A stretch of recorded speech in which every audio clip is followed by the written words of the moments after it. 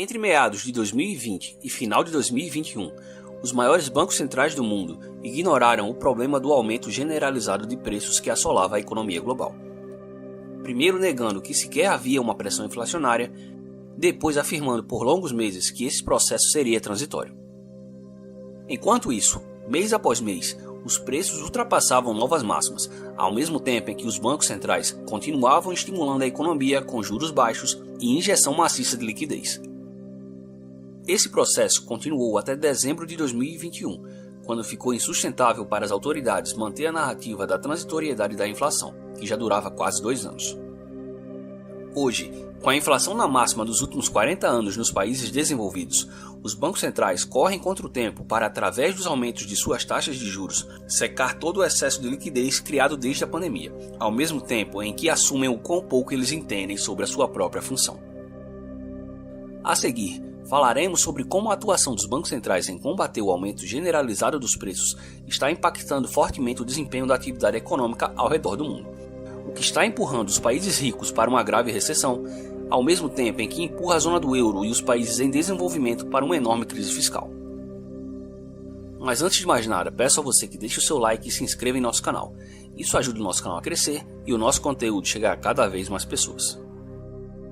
Nos Estados Unidos, o Federal Reserve, de maneira lenta e gradual, vem apertando a sua política monetária através de etapas.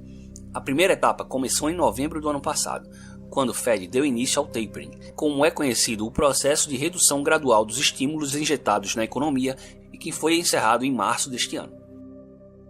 A segunda etapa começou também em março, logo após o fim do tapering, e consiste em aumentar as taxas de juros. Desde então, o Fed realizou aumentos de 25 bips em março, 50 bips em maio, 75 bips em junho e deverá aumentar mais 75 bips em julho, fazendo com que sua taxa básica esteja em um intervalo entre 2,25% e 2,5%. Faltando 3 reuniões até o final do ano, a perspectiva é que o Federal Reserve termine o ano com sua taxa de juros entre 3% e 4%. Estamos hoje na terceira etapa do processo, que é a adoção do Quantitative Tightening, que consiste na redução do balanço patrimonial do Banco Central através do vencimento de títulos em posse do mesmo.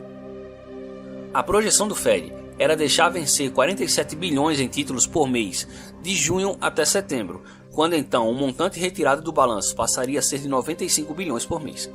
Entretanto, segundo os dados do próprio Fed,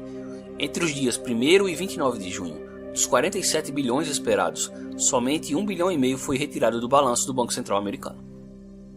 Em julho, a situação não tem sido muito diferente, o que demonstra dificuldade por parte do Fed para realizar o seu plano de redução. A próxima e última etapa do processo é a intensificação da redução do balanço através da venda de ativos em posse do Fed, e não somente através do vencimento.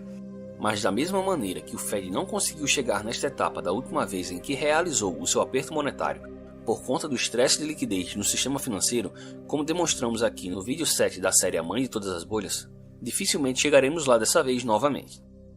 O objetivo do Federal Reserve, bem como demais bancos centrais, ao aumentar os juros e diminuir o seu balanço, é provocar o que o mercado chama de soft landing, ou pouso suave em português, que corresponde a fazer com que a economia desacelere o suficiente para fazer os preços baixarem sem provocar uma recessão. Mas para o nível de inflação que presenciamos hoje, esse é um cenário bastante improvável.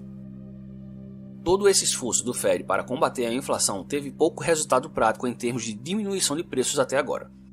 Por outro lado, o impacto no nível da atividade econômica já é evidente e pode ser facilmente percebido. Indicadores importantes que medem o desempenho da economia americana, como vendas no varejo, PMI de serviços e de manufatura, confiança do consumidor e produção industrial, estão em forte tendência de queda nos últimos meses. Além disso, indicadores importantes do mercado imobiliário, que representa em torno de 15% da economia americana, vem demonstrando um claríssimo sinal de desaceleração, o que também vem sendo corroborado pelos indicadores do mercado de trabalho, como o payroll, que demonstra uma queda na criação de postos de trabalho, e os pedidos semanais de seguro-desemprego, que não param de subir. Não por coincidência, o PIB dos Estados Unidos no primeiro trimestre deste ano surpreendeu negativamente o mercado ao relatar uma contração de 1,6%. Como se isso não fosse o bastante, o GDP Now, uma ferramenta de previsão da atividade econômica usada pelo Fed de Atlanta, está indicando uma contração por volta de 2% para o PIB americano no segundo trimestre, fazendo a economia americana acumular 2 trimestres seguidos de queda, caracterizando assim uma recessão técnica. Todavia, isso não significa que os Estados Unidos entraram oficialmente em uma recessão.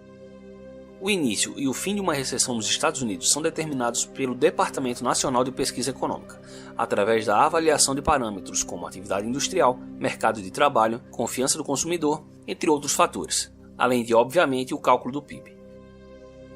O anúncio oficial de uma recessão pelo departamento sempre ocorre com vários meses de atraso, então, por esse motivo, é bem provável que quando a próxima recessão for anunciada futuramente, iremos constatar que já estávamos dentro dela no momento atual.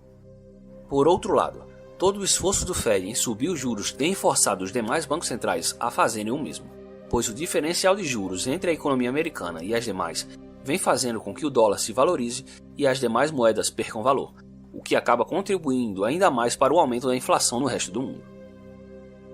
Grandes bancos centrais de países como Inglaterra e Canadá estão subindo suas taxas de juros desde o final do ano passado. Outros países como Austrália, Coreia do Sul e Suécia começaram a subir suas taxas este ano. No total, ao menos 75 países subiram os juros nos últimos 2 anos. Por outro lado, alguns poucos bancos centrais estão seguindo o caminho oposto, como é o caso do Banco Central japonês, que possui um longo histórico de preços baixos, mas que está sendo pressionado pela inflação e pelo spread dos juros americanos, além do Banco Central da China, que vem realizando reduções de juros e injeções de liquidez em virtude do enfraquecimento de sua economia por conta da política de Covid-0, o endurecimento regulatório contra grandes empresas por parte do Partido Comunista Chinês e os graves problemas no seu gigantesco setor imobiliário.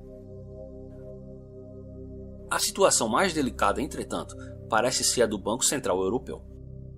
Após alcançar a taxa de inflação mais alta de sua história, neste mês de julho, o Banco Central Europeu subiu sua taxa básica de juros pela primeira vez em 11 anos. Entretanto, a divergência da saúde fiscal entre os países que compõem a zona do euro está colocando em risco o bem-estar político e econômico do bloco. Países com condições fiscais tenebrosas, como é o caso da Itália e da Grécia, tendem a pagar mais juros por seus empréstimos, enquanto que países com condições fiscais mais saudáveis tendem a pagar menos, como é o caso da Alemanha. Com o excesso de liquidez e os juros em patamares negativos, essa diferença manteve-se em um menor patamar nos últimos anos. Entretanto, a disparada da inflação no continente tem obrigado o BCE a mudar o seu viés expansionista, e a subida dos juros tende a aumentar bastante o custo de financiamento de países em pior situação fiscal, como é o caso da Itália, o que por sua vez ameaça jogar a zona do euro em uma reedição da crise da dívida dos PIGS, que chegou a ameaçar a existência do euro no período pós-2008. De maneira semelhante, mas ainda mais perigosa, a subida dos juros em países desenvolvidos, por sua vez, gera uma enorme pressão sobre países em desenvolvimento, principalmente sobre aqueles que possuem uma trajetória fiscal insustentável, já que em cenários de instabilidade, investidores tendem a fugir dessas economias instáveis para economias mais seguras, fazendo com que a inflação nesses países saia de controle, o que força os seus bancos centrais a subirem juros para patamares muito elevados, jogando as economias desses países na lona. No curto prazo, que seria entre 6 meses e 1 ano e meio à frente, fatores como o enfraquecimento da atividade econômica nos Estados Unidos, China e Europa, o aumento dos estoques em relação às vendas no varejo, a atual correção dos preços das commodities industriais como cobre e minério de ferro, além da queda nas commodities energéticas como petróleo e gás natural, possivelmente farão com que a inflação desacelere nos próximos meses, o que deverá reduzir o ímpeto de aperto monetário por parte dos bancos centrais, dando assim um alívio temporário aos mercados. Entretanto, conforme a recessão global fique evidente e os bancos centrais voltem a atuar injetando liquidez no sistema e reduzindo juros, ao mesmo tempo em que governos seguem deteriorando suas condições fiscais para combater a recessão, a tendência é que no médio e longo prazo a inflação siga acelerando, criando problemas ainda maiores no futuro. Se você gostou do conteúdo, então deixe o seu like e se inscreva no canal. Caso queira receber maiores informações sobre a economia mundial e o mercado financeiro, então acesse o canal Econofácil no Telegram.